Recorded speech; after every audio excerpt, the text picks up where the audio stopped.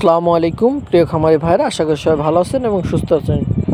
তো এই গরমের ভিতরে আপনারা কে কেমন করে আপনাদের খামারের বাচ্চাগুলো রাখতেছেন আমাদের একটু কমেন্টে জানাবেন, এবং আমি আমাদের খামারের বাচ্চাগুলো কিভাবে রাখি এটা আপনাদেরকে একটু দেখাবো। তো দেখেন, এটা হচ্ছে যে বড় বাচ্চা।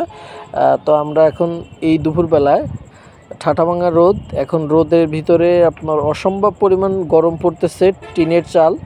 তো এর ভিতরে আমরা একটু এই যে গ্লুকোজ জাতীয় জিনিস, যেটা আছে লেবুর পানি, এটা আমরা এই গরমে বাচ্চাগুলোকে দিচ্ছি। তো বাচ্চাগুলোকে গরমে ভালো রাখার জন্য যদি আপনাকে একটু পরিশ্রম করা লাগে, গরমে একটা ফ্যানের ব্যবস্থা করতে হবে, অনেক সময় তুষগুলা পাল্টায় দিতে হবে। আর এই দুপুরবেলা আপনাকে খাবারের পরিমাণ একটু কম দিতে হবে, তাতে বাচ্চাগুলো ভালো থাকবে। আপনার জায়গা স্বল্প থাকলে একটু বাড়ায় দিতে হবে, বাচ্চাগুলো ফাঁকা ফাঁকা করে রাখতে হবে।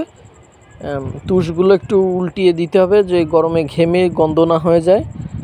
আপনার ঘন ঘন একটু পানি পাল্টে দিতে হবে, আর একটু খেয়াল রাখতে হবে বাচ্চা কোনোটা দুর্বল হয়ে গেছে কিনা, একটু ঘন ঘন স্প্রে করে দিতে হবে, পানি দিয়ে স্প্রে করে দিতে হবে। আর এই গরমে কোনো অ্যান্টিবায়োটিক ব্যবহার করা যাবে না মুরগির উপরে। প্রয়োজনে ঠান্ডা আবহাওয়া হলে আমরা অ্যান্টিবায়োটিক করব।